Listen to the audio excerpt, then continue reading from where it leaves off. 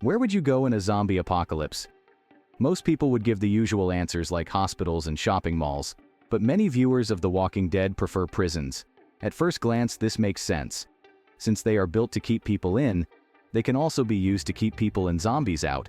But is it really good to survive in prison? Prison is a place no one wants to go in their lifetime, but things change if there is a zombie apocalypse. Then many people would want to go and live in a high-security prison.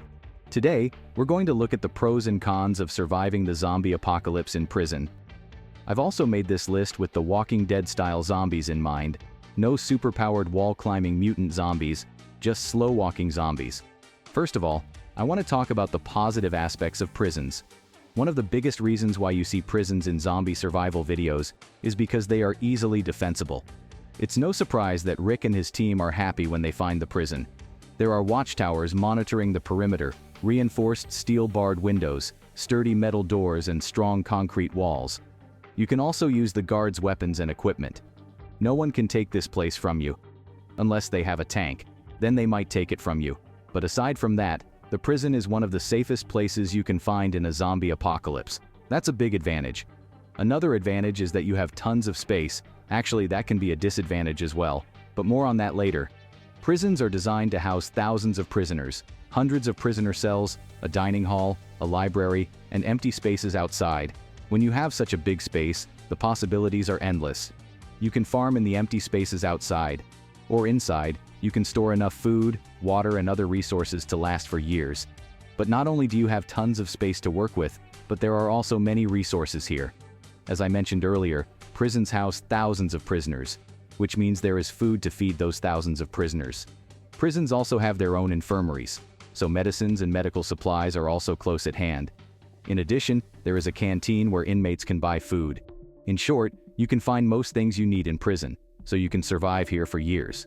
However, I must say that despite all these defenses, ample space and resources, prison survival is not so perfect. So, what are the downsides?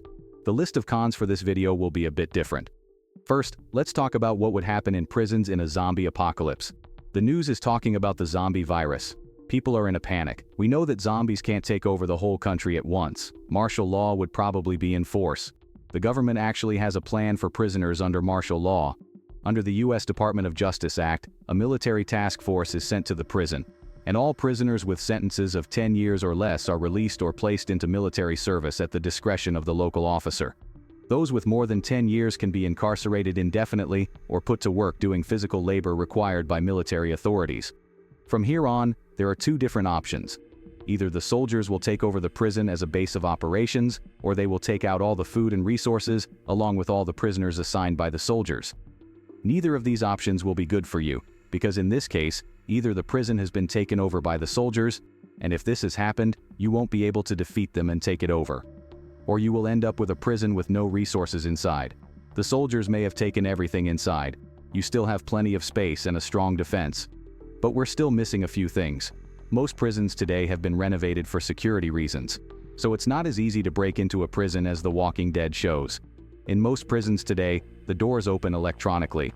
To get inside, you have to get through the door, or you will have to look for a different way in.